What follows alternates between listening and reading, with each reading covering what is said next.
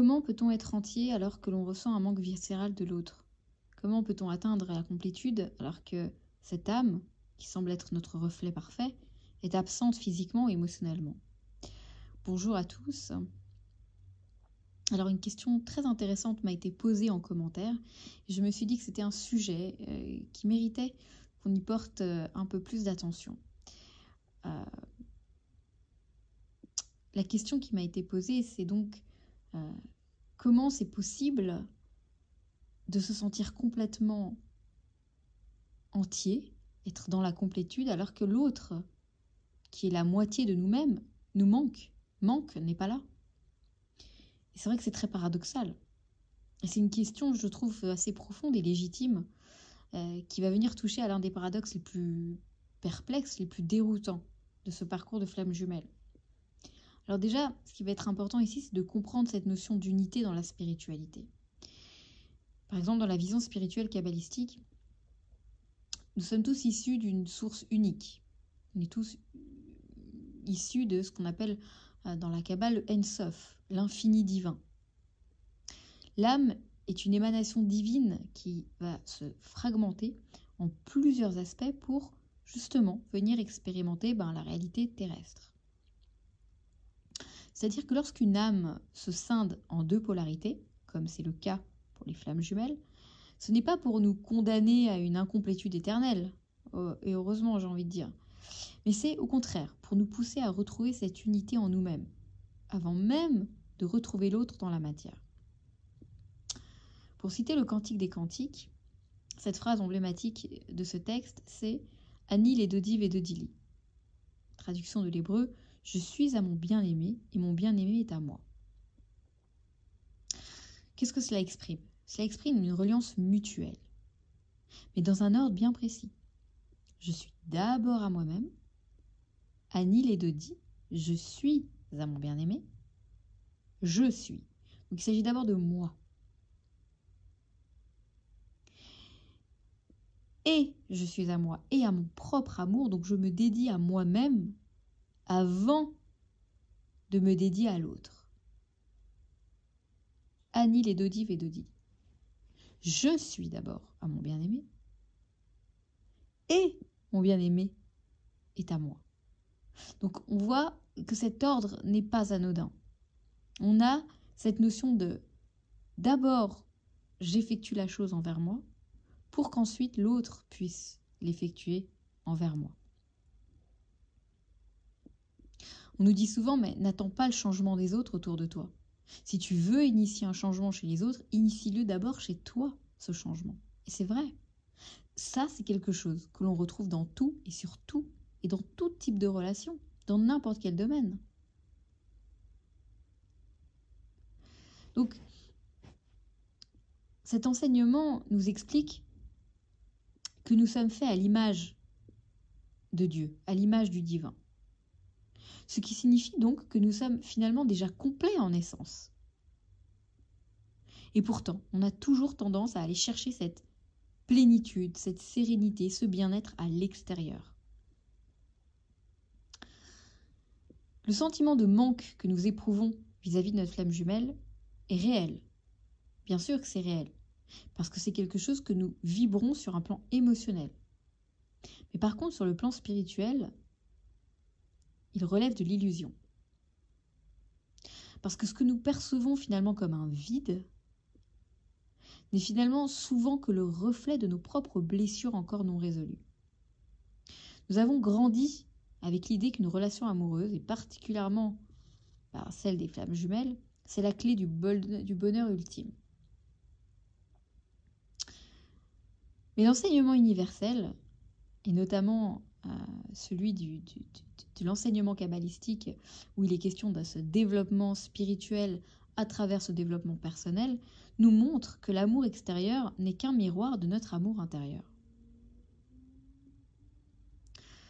Lorsque nous croyons que nous avons besoin de l'autre, flamme jumelle ou pas, pour être entier, cela signifie que nous projetons sur l'autre une partie de notre propre complétude.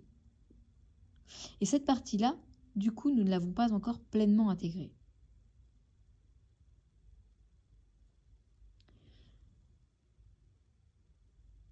Dans le cadre du lien de flamme jumelle, nous incarnons donc ces deux polarités. Nous incarnons l'énergie dite yang, donc l'énergie masculine, qui est celle qui est tournée vers l'action, vers la rationalité, vers l'indépendance. Et nous incarnons l'énergie yin, donc l'énergie féminine, celle qui va être tournée vers l'intuition, vers la réception, vers la douceur. Tant que nous cherchons l'équilibre en dehors de nous-mêmes, nous allons rester dans une attente de dépendance affective. Nous allons rester dans cette vision du manque. Mais si l'on arrive à réintégrer ces deux polarités en nous, en équilibrant notre énergie féminine et masculine, on va retrouver forcément en nous cette forme de complétude. Ce qui va permettre de nous libérer de l'attente de l'autre. Et ce qui va aussi permettre énergétiquement de libérer l'autre pour qu'il puisse à son tour faire ce travail. L'unité ne va pas signifier que la solitude est éternelle. Pas du tout. La majorité des flammes jumelles vont ressentir une très grande peur en entendant ce discours. Parce que les gens vont se dire « Attendez, ça veut dire que si je suis entier, alors je dois en fait renoncer à l'autre. C'est-à-dire que si je dois atteindre ma complétude, ça veut dire quoi? Que je vais vivre ma vie toute seule, je vais finir mes vieux jours seule, sans personne à mes côtés ?» Ça, c'est pas ce que ça veut dire. Ça signifie simplement que le lien ne doit pas être basé sur un attachement souffrant ou à travers un manque obsessionnel, mais bien dans une union qui va être consciente et qui va être libre. Quand l'on atteint cette complétude en nous-mêmes, on n'efface absolument pas le désir de l'autre, mais on va le transformer en une énergie d'amour inconditionnel qui va attirer énergétiquement la possibilité d'une réunion dans la matière. Alors, c'est clair, comment arriver à cultiver cette complétude intérieure? On en parle tellement, mais finalement, l'atteindre, on a l'impression que c'est le Graal. Alors déjà, on peut parler de quelques pistes. Évidemment, c'est une liste non exhaustive. Mais c'est déjà accepter que votre bonheur ne dépend pas de votre flamme jumelle.